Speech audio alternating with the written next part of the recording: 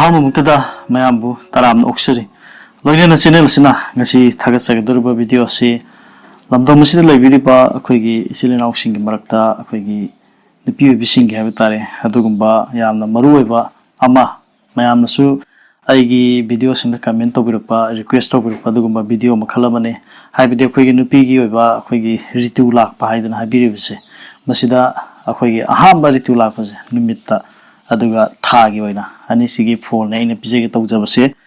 ꯑꯗꯣ ꯍꯥꯏꯔꯤꯕꯁꯤ ꯂꯥꯏꯔꯤꯛꯇ ꯊꯦꯡꯅꯖꯕ ꯑꯗꯨ ꯃꯌꯥꯝꯅ ꯈꯨꯗꯣꯜ ꯇꯝꯖꯒꯗꯧꯔꯤꯕꯅꯤ ꯑꯗꯨꯅ ꯑꯩꯍꯥꯛꯅ ꯃꯁꯤꯗ ꯌꯥꯝ ꯈꯪ ꯍꯩꯗꯅ ꯍꯥꯏꯕꯃꯛꯁꯨ ꯅꯠꯆꯗꯦ ꯑꯗꯨꯒ ꯉꯁꯤꯒꯤ ꯚꯤꯗꯤꯑꯣꯁꯤꯅ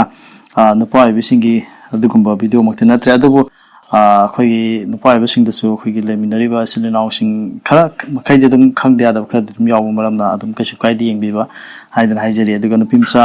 ꯑꯗꯨꯒ ꯅꯨꯄꯤ ꯑꯣꯏꯕꯤꯁꯤꯡ ꯃꯃꯥ ꯑꯣꯏꯕꯤꯁꯤꯡꯒꯤ ꯌꯥꯝ ꯃꯔꯨꯑꯣꯏꯕ ꯑꯃꯅꯤ ꯍꯥꯏꯗꯅ ꯑꯩ ꯃꯌꯥꯝꯗ ꯍꯥꯏꯖꯒꯦ ꯍꯥꯏꯕꯗꯤ ꯅꯨꯄꯤꯒꯤ ꯑꯗꯨꯒꯨꯝꯕ ꯊꯥꯒꯤ ꯔꯤꯇꯨ ꯑꯍꯥꯟꯕ ꯂꯥꯛꯄ ꯅꯠꯇ꯭ꯔꯒ ꯅꯨꯃꯤꯠ ꯍꯥꯏꯇꯥꯔꯦ ꯑꯍꯥꯟꯕ ꯅꯨꯃꯤꯠ ꯑꯣꯏꯕ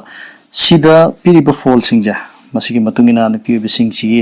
ꯀꯔꯤꯒꯨꯝꯕ ꯈꯔ ꯄꯤꯊꯣꯛꯑꯝꯃꯦ ꯃꯗꯨ ꯑꯩ ꯃꯤꯌꯥꯝꯗ ꯈꯨꯗꯣꯜ ꯇꯝꯒꯦ ꯇꯧꯖꯕꯅꯤ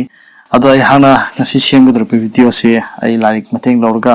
ꯇꯧꯖꯒꯗꯕꯅꯤꯅ ꯄꯥꯔꯒ ꯑꯗꯨꯝ ꯍꯥꯏꯖꯔꯒꯦ ꯍꯥꯏꯗꯅ ꯍꯥꯏꯖꯔꯤ ꯑꯗꯨꯒ ꯍꯥꯏꯔꯤꯕ ꯊꯥꯒꯤ ꯑꯃꯁꯨꯡ ꯅꯨꯃꯤꯠꯀꯤ ꯑꯅꯤꯁꯤꯒꯤ ꯍꯥꯏꯕ ꯂꯣꯏꯔꯕ ꯃꯇꯨꯡꯗ ꯊꯥꯒꯤ ꯔꯤꯇꯨ ꯂꯥꯛꯄꯁꯤꯗ ꯑꯩꯈꯣꯏꯒꯤ ꯌꯥꯝ ꯀꯥ ꯍꯦꯟꯅ ꯂꯥꯛꯄ ꯑꯗꯨꯒ ꯂꯤꯛꯅ ꯂꯥꯛꯄ ꯑꯁꯤꯒꯤ ꯃꯇꯥꯡꯗ ꯑꯍꯜ ꯂꯃꯟꯁꯤꯡꯅ ꯑꯗꯨꯒꯨꯝꯕ ꯃꯅꯥ ꯃꯁꯤꯡꯒꯤ ꯑꯣꯏꯕ ꯆꯤꯟꯖꯥꯛꯀꯤ ꯑꯣꯏꯕ ꯈꯔ ꯄꯤꯔꯝꯃꯤ ꯃꯗꯨꯁꯨ ꯑꯩ ꯃꯤꯌꯥꯝꯗ ꯈꯨꯗꯣꯜ ꯇꯝꯖꯒꯗꯧꯔꯤ ꯑꯗꯨꯒ ꯍꯥꯏꯔꯤꯕ ꯊꯥꯒꯤ ꯔꯤꯇꯨ ꯂꯥꯛꯄ ꯑꯁꯤ ꯀꯌꯥꯃꯨꯛ ꯃꯔꯨ ꯑꯣꯏꯒꯦ ꯍꯥꯏꯕ ꯃꯇꯝꯗ ꯑꯩꯈꯣꯏꯒꯤ ꯅꯨꯄꯤ ꯍꯥꯏꯕꯁꯦ ꯑꯗꯨꯛꯀꯤ ꯃꯇꯤꯛ ꯃꯔꯨ ꯑꯣꯏꯕꯅꯤ ꯑꯩꯈꯣꯏꯒꯤ ꯇꯥꯏꯕꯪꯄꯥꯟ ꯑꯁꯤ ꯁꯦꯝꯃꯛꯄꯗ ꯑꯩꯈꯣꯏꯒꯤ ꯃꯤꯑꯣꯏꯕ ꯖꯥꯇꯤ ꯍꯥꯏꯕ ꯇꯥꯔꯦ ꯃꯁꯤ ꯄꯨꯊꯣꯔꯛꯅꯕ ꯍꯣꯠꯅꯕꯗ ꯃꯈꯣꯏꯒꯤ ꯊꯧꯗꯥꯡ ꯌꯥꯝ ꯆꯥꯎꯔꯤꯕꯅꯤ ꯑꯗꯨꯅ ꯅꯣꯡꯃ ꯅꯠꯇ꯭ꯔꯒ ꯅꯣꯡꯃꯗꯤ ꯍꯥꯏꯔꯤꯕ ꯅꯨꯄꯤꯁꯤꯡ ꯂꯩꯁꯥꯕꯤ ꯑꯗꯨꯒ ꯑꯉꯥꯡ ꯅꯨꯄꯤ ꯃꯆꯥꯁꯤꯡ ꯑꯁꯤ ꯅꯣꯡꯃ ꯅꯠꯇ꯭ꯔꯒ ꯅꯣꯡꯃꯗꯤ ꯃꯃꯥ ꯍꯥꯏꯕꯗꯨ ꯑꯣꯏꯔꯛꯀꯗꯧꯔꯤꯕꯅꯤ ꯃꯈꯣꯏꯅ ꯃꯃꯥ ꯍꯥꯏꯕꯗꯨ ꯑꯣꯏꯔꯛꯄ ꯃꯇꯝꯗ ꯃꯈꯣꯏꯒꯤ ꯃꯆꯥꯁꯤꯡ ꯑꯗꯨꯗ ꯑꯗꯨꯛꯀꯤ ꯃꯇꯤꯛ ꯀꯥꯟꯅꯕ ꯑꯃ ꯑꯣꯏ ꯍꯥꯏꯕꯗꯤ ꯑꯍꯥꯟꯕ ꯊꯥꯒꯤ ꯂꯥꯛꯈꯤꯕ ꯑꯗꯨꯒꯨꯝꯕ ꯔꯤꯇꯨ ꯂꯥꯛꯄꯗ ꯁꯤꯖꯤꯟꯅꯈꯤꯕ ꯁꯦꯠꯈꯤꯕ ꯐꯅꯦꯛ ꯍꯥꯏꯕ ꯇꯥꯔꯦ ꯅꯨꯄꯤ ꯑꯣꯏꯕꯤꯒꯤ ꯃꯁꯤꯒꯤ ꯐꯅꯦꯛꯁꯤꯡ ꯑꯁꯤ ꯊꯝꯖꯤꯟꯕꯤꯒꯗꯕꯅꯤ ꯃꯗꯨꯅ ꯍꯌꯦꯡꯋꯥꯏ ꯃꯍꯥꯛꯅ ꯃꯃꯥ ꯑꯣꯏꯕ ꯍꯥꯏꯕꯗꯨ ꯑꯣꯏꯔꯛꯂꯕ ꯃꯇꯝꯗ ꯃꯍꯥꯛꯀꯤ ꯃꯆꯥꯗ ꯑꯗꯨꯛꯀꯤ ꯃꯇꯤꯛ ꯀꯥꯟꯅꯕ ꯑꯃ ꯄꯤꯕ ꯑꯃ ꯑꯣꯏ ꯍꯥꯏꯗꯅ ꯑꯍꯜ ꯂꯃꯟꯁꯤꯡꯅ ꯍꯥꯏꯕꯤꯔꯝꯃꯤ ꯃꯁꯤ ꯉꯁꯤꯒꯤ ꯚꯤꯗꯤꯑꯣꯁꯤꯒꯤ ꯃꯇꯦꯡ ꯂꯧꯖꯔꯒ ꯃꯤꯌꯥꯝꯗ ꯍꯥꯏꯖꯍꯧꯕꯅꯤ ꯍꯥꯏꯔꯤꯕ ꯑꯩꯈꯣꯏꯒꯤ ꯊꯥꯏꯅ ꯑꯩꯈꯣꯏꯒꯤ ꯍꯧꯖꯤꯛ ꯍꯧꯖꯤꯛ ꯂꯩꯔꯤꯕ ꯃꯃꯥ ꯑꯣꯏꯕꯁꯤꯡꯅꯗꯤ ꯃꯁꯤ ꯈꯪꯒꯗ꯭ꯔꯕꯅꯤ ꯑꯁꯤꯒꯨꯝꯕ ꯐꯅꯦꯛꯁꯤ ꯃꯆꯦꯠꯅꯤ ꯈꯪꯗꯦ ꯀꯔꯤꯒꯨꯝꯕꯁꯤ ꯊꯝꯖꯤꯜꯂꯝꯃꯔꯣꯏ ꯍꯥꯏꯗꯅ ꯑꯩ ꯑꯗꯨꯝ ꯍꯥꯏꯖꯒꯦ ꯑꯗꯨꯕꯨ ꯉꯁꯤꯒꯤ ꯚꯤꯗꯤꯑꯣꯁꯤ ꯌꯦꯡꯕꯤꯔꯤꯕ ꯅꯨꯄꯤ ꯃꯆꯥ ꯑꯗꯨꯒ ꯃꯃꯥ ꯑꯣꯏꯕꯁꯤꯡꯅ ꯃꯍꯥꯛꯀꯤ ꯃꯆꯥꯅꯨꯄꯤꯁꯤꯡ ꯑꯗꯨꯅ ꯑꯍꯥꯟꯕ ꯔꯤꯇꯨ ꯂꯥꯛꯄꯗ ꯑꯗꯨꯒꯨꯝꯕ ꯁꯦꯠꯄ ꯐꯅꯦꯛꯁꯦ ꯑꯗꯨꯒꯤ ꯐꯅꯦꯛꯇꯣ ꯊꯝꯖꯤꯟꯕꯤꯌꯨ ꯍꯥꯏꯗꯨꯅ ꯍꯥꯏꯖꯔꯤ ꯃꯗꯨꯅ ꯍꯌꯦꯡ ꯃꯍꯥꯛꯅ ꯃꯃꯥ ꯑꯣꯏꯔꯛꯄ ꯃꯇꯝꯗ ꯃꯍꯥꯛꯀꯤ ꯃꯆꯥꯗ ꯖꯟꯇ꯭ꯔꯗ ꯀꯩꯗ ꯍꯥꯞꯄꯗ ꯑꯗꯨꯛꯀꯤ ꯃꯇꯤꯛ ꯀꯥꯟꯅꯕ ꯑꯃ ꯑꯣꯏ ꯍꯥꯏꯗꯅ ꯍꯥꯏꯔꯤ ꯍꯥꯏꯕꯗꯤ ꯑꯇꯣꯞꯄ ꯃꯥꯏꯕꯅ ꯀꯩꯅ ꯁꯦꯝꯕ ꯈꯣꯠꯄꯗꯒꯤ ꯈ꯭ꯋꯥꯏꯗꯒꯤ ꯃꯔꯨꯑꯣꯏꯕ ꯈ꯭ꯋꯥꯏꯗꯒꯤ ꯃꯒꯨꯟ ꯂꯩꯕꯁꯦ ꯍꯥꯏꯔꯤꯕ ꯑꯩꯈꯣꯏꯒꯤ ꯑꯍꯥꯟꯕ ꯔꯤꯇꯨ ꯂꯥꯛꯄꯗ ꯁꯦꯠꯈꯤꯕ ꯐꯅꯦꯛ ꯃꯁꯤ ꯌꯥꯝꯅ ꯃꯔꯨ ꯑꯣꯏ ꯑꯗꯨꯒ ꯑꯉꯥꯡ ꯄꯣꯛꯄꯗ ꯁꯤꯖꯤꯟꯅꯕ ꯐꯤꯔꯣꯟꯒꯤ ꯍꯥꯏꯇꯥꯔꯦ ꯃꯃꯥꯒꯤ ꯃꯗꯨꯁꯨ ꯑꯅꯤꯁꯤ ꯄꯨꯜꯂꯒꯗꯤ ꯑꯗꯨꯛꯀꯤ ꯃꯇꯤꯛ ꯑꯉꯥꯡꯗ ꯑꯗꯨꯛꯀꯤ ꯃꯇꯤꯛ ꯑꯐꯕ ꯑꯣꯏ ꯍꯥꯏꯗꯅ ꯍꯥꯏꯕꯤꯔꯛꯏ ꯖꯟꯇ꯭ꯔꯗ ꯀꯩꯗ ꯁꯤꯕꯗ ꯂꯥꯏꯔꯤꯛꯇ ꯊꯦꯡꯅꯖꯕꯅꯤ ꯑꯗꯨꯅ ꯁꯤꯃ ꯑꯩ ꯑꯍꯥꯟꯕꯗ ꯍꯥꯏꯖꯔꯤ ꯑꯗꯨꯒ ꯅꯨꯃꯤꯠ ꯑꯃꯁꯨꯡ ꯊꯥꯒꯤ ꯁꯤꯒꯤ ꯐꯣꯜꯁꯦ ꯃꯁꯤ ꯍꯥꯏꯔꯕ ꯃꯇꯨꯡꯗ ꯑꯩꯈꯣꯏꯒꯤ ꯊꯥꯒꯤ ꯔꯤꯇꯨ ꯂꯥꯛꯄꯁꯦ ꯌꯥꯝ ꯂꯤꯛꯅ ꯂꯥꯛꯄ ꯍꯦꯟꯅ ꯂꯥꯛꯄ ꯁꯤꯒꯤ ꯃꯇꯥꯡꯗ ꯑꯐ ꯐꯠꯇꯒꯤ ꯍꯤꯗꯥꯛ ꯍꯥꯏꯇꯥꯔꯦ ꯑꯗꯨꯒꯨꯝꯕꯁꯨ ꯈꯔ ꯏꯔꯝꯕꯗꯨꯁꯨ ꯃꯅꯥ ꯃꯁꯤꯡꯅꯤ ꯑꯩꯈꯣꯏꯅ ꯁꯤꯖꯤꯟꯅꯕ ꯅꯣꯡꯃ ꯆꯥꯕ ꯈꯣꯠꯄꯁꯦ ꯃꯁꯤ ꯑꯗꯨꯝ ꯑꯌꯥꯝꯕ ꯉꯥꯛꯇꯅꯤ ꯃꯁꯤꯁꯨ ꯑꯗꯨꯝ ꯑꯩ ꯍꯥꯏꯖꯔꯛꯀꯦ ꯑꯍꯥꯟꯕꯒꯤꯁꯦ ꯑꯩꯈꯣꯏꯒꯤ ꯅꯨꯄꯤ ꯑꯣꯏꯕꯁꯤꯡꯅ ꯑꯍꯥꯟꯕ ꯔꯤꯇꯨ ꯂꯥꯛꯄꯗ ꯅꯨꯃꯤꯠ ꯍꯥꯏꯕꯗꯤ ꯅꯣꯡꯃꯥꯏꯖꯤꯡ ꯅꯤꯡꯊꯧꯀꯥꯕ ꯍꯥꯏꯗꯅ ꯅꯨꯃꯤꯠ 7 ꯂꯩꯕꯁꯦ ꯃꯁꯤꯒꯤ ꯃꯅꯨꯡꯗ ꯏꯍꯥꯟ ꯍꯥꯟꯅ ꯂꯥꯛꯄ ꯅꯨꯃꯤꯠꯁꯤꯗ ꯀꯩ ꯐꯣꯜ ꯄꯤꯒꯦ ꯌꯦꯡꯃꯤꯟꯅꯁꯦ ꯅꯣꯡꯃꯥꯏꯖꯤꯡ ꯅꯨꯃꯤꯠꯇ ꯔꯤꯇꯨ ꯂꯥꯛꯂꯕꯗꯤ ꯃꯁꯥ ꯐꯛꯀꯟꯗꯦ ꯑꯃꯁꯨꯡ ꯂꯨꯈ꯭ꯔꯥ ꯑꯣꯏ ꯅꯤꯡꯊꯧꯀꯥꯕ ꯅꯨꯃꯤꯠꯇ ꯔꯤꯇꯨ ꯂꯥꯛꯂꯕꯗꯤ ꯃꯄꯨꯔꯣꯏꯕ ꯅꯤꯡꯒꯟꯕꯤ ꯑꯣꯏ ꯂꯩꯕꯥꯛꯄꯣꯛꯄ ꯅꯨꯃꯤꯠꯇ ꯔꯤꯇꯨ ꯂꯥꯛꯂꯒꯅ ꯂꯝꯆꯠ ꯐꯠꯇꯦ ꯑꯋꯥꯕ ꯐꯪꯒꯜꯂꯤ ꯌꯨꯝꯁꯀꯩꯁ ꯅꯨꯃꯤꯠꯇ ꯔꯤꯇꯨ ꯂꯥꯛꯂꯕꯗꯤ ꯌꯥꯝꯅ ꯂꯥꯏꯕꯛ ꯐꯕꯤ ꯑꯣꯏ ꯍꯥꯏꯗꯅ ꯍꯥꯏꯕꯤꯔꯝꯃꯤ ꯁꯒꯣꯜꯁꯦꯟ ꯅꯨꯃꯤꯠꯇ ꯔꯤꯇꯨ ꯂꯥꯛꯂꯕꯗꯤ ꯃꯇꯤꯛ ꯃꯒꯨꯟ ꯆꯦꯟꯗꯨꯅ ꯃꯄꯨꯔꯣꯏꯕ ꯑꯐꯕ ꯐꯪꯏ ꯍꯥꯏꯗꯅ ꯍꯥꯏꯕꯤꯔꯝꯃꯤ ꯏꯔꯥꯏ ꯅꯨꯃꯤꯠꯇ ꯔꯤꯇꯨ ꯂꯥꯛꯂꯕꯗꯤ ꯄꯨꯟꯁꯤ ꯁꯥꯡꯏ ꯑꯃꯁꯨꯡ ꯃꯆꯥ ꯀꯧꯏ ꯍꯥꯏꯗꯅ ꯍꯥꯏꯔꯝꯃꯤ ꯄꯨꯟꯁꯤꯗꯤ ꯁꯥꯡꯕ ꯃꯆꯥꯗꯤ ꯀꯧꯋꯦꯅ ꯍꯥꯏꯔꯝꯃꯤ ꯑꯗꯨꯒ ꯊꯥꯡꯖ ꯅꯨꯃꯤꯠꯇ ꯂꯥꯛꯂꯒꯗꯤ ꯋꯥꯈꯜ ꯐꯠꯇꯕꯤ ꯆꯦꯟꯕꯤ ꯑꯣꯏ ꯃꯆꯥ ꯄꯣꯛꯇꯦ ꯍꯥꯏꯗꯅ ꯍꯥꯏꯕꯤꯔꯝꯃꯤ ꯍꯥꯏꯔꯤꯕꯁꯤ ꯅꯨꯃꯤꯠꯀꯤꯅꯤꯀꯣ ꯃꯁꯤꯗ ꯂꯨꯈ꯭ꯔꯥ ꯍꯣꯏ ꯑꯗꯨ ꯑꯣꯏꯅ ꯈꯔ ꯐꯠꯇꯕ ꯈꯔ ꯌꯥꯎꯕꯁꯦ ꯃꯁꯤ ꯅꯤꯡꯍꯟꯅꯕ ꯇꯧꯕꯤꯒꯅꯨ ꯃꯗꯨꯗꯤ ꯊꯥꯒꯤꯗꯁꯨ ꯑꯃꯨꯛ ꯂꯩꯔꯤ ꯁꯤꯒꯤ ꯐꯣꯜꯁꯦ ꯍꯥꯏꯕꯗꯤ ꯅꯣꯡꯃꯥꯏꯖꯤꯡꯗ ꯑꯗꯨ ꯑꯣꯏꯔꯒꯁꯨ ꯊꯥꯒꯤꯗ ꯑꯐꯕ ꯑꯣꯏꯔꯝꯕꯁꯨ ꯑꯗꯨꯝ ꯌꯥꯎꯔꯝꯒꯅꯤ ꯑꯗꯨꯝ ꯀꯔꯤꯒꯨꯝꯕ ꯈꯔ ꯑꯗꯨꯝ ꯂꯩꯒꯅꯤ ꯑꯍꯥꯟꯕ ꯊꯥ ꯑꯩꯈꯣꯏꯒꯤ ꯁꯖꯤꯕꯨ ꯊꯥꯗ ꯑꯍꯥꯟꯕ ꯔꯤꯇꯨ ꯂꯥꯛꯂꯕꯗꯤ ꯋꯥꯉꯥꯡ ꯈꯣꯟꯊꯣꯛ ꯊꯣꯠ ꯅꯧꯏ ꯍꯥꯏꯗꯅ ꯍꯥꯏꯔꯝꯃꯤ कालेन थादा अहांब ऋतु लागलबदी मपुरोइब काइनै लोखरा ओय हाइदना हाइरमे इंगा थादा अहांब ऋतु लागलबदी लनथुमगी मपु ओय सुमाइन हाइबिरमे इंगेन थादा अहांब ऋतु लागलगना मचा फत्तब पोकल्ली थवान थादा अहांब ऋतु लागलगना लाइना लाइथुम चेली हाइदना हाइबिरमे लांगबन थादा अहांब ऋतु लागलबदी इमुंग मनुंग अमदी मपुरोइबदा फत्तब ओय इ सुमाइन हाइरमे मेरा थादा अहांब ऋतु लागलगना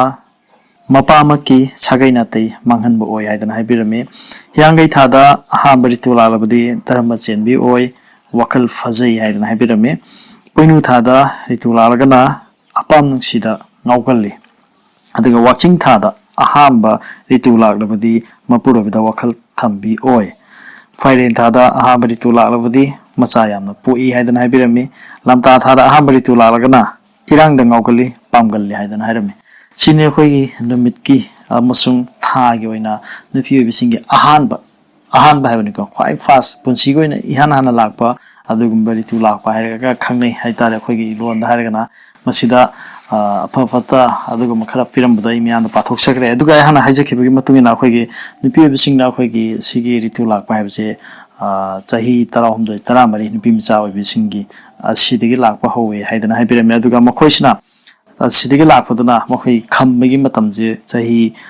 nifu manga aduwai do oy haidana hai aduga karigumba ritu lakpase thengna laaba angang nupi micha singje thengna laagadi mahaki ritu khambasu thengna khamba dumaina pirame haibadi chahi 65 fawbaga adum laiba aduna maramoiduna akhoi chahi yamaba chahi 50 gumba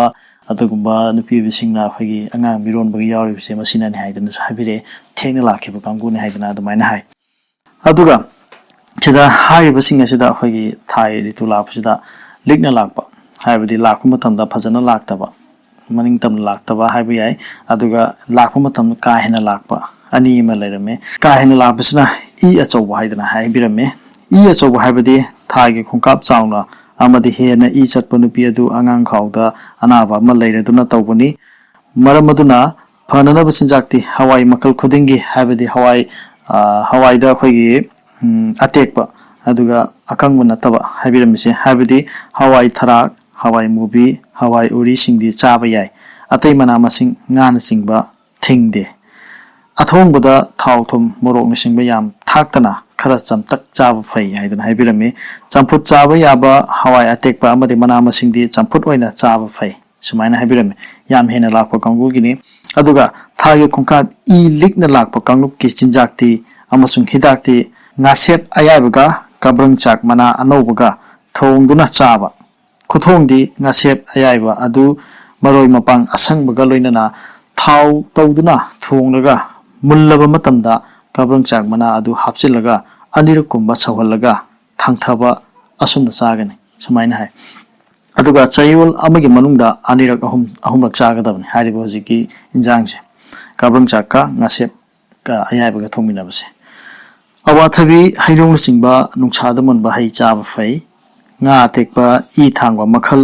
aduga asangaman mana masing toina chaba kanagani haidana haibiram hariba singa sini ahana ngasi miyamda nupi bisinda du kimati khara duesu kanagani khalaga video si senjabani ayaksu larik kharagi mateng logjaraga larik ani mateng logje masigi mateng logjaraga miyamda khudol tamjabani hariba si aigi channel da video da comment ayama pipirakpa nupi bisinga masigi matanda ahamba nupi bisinga punsigi oina ahamba ritu lakpase masina numitta natraga thada kari fall laibage haibado haibiro haibaduda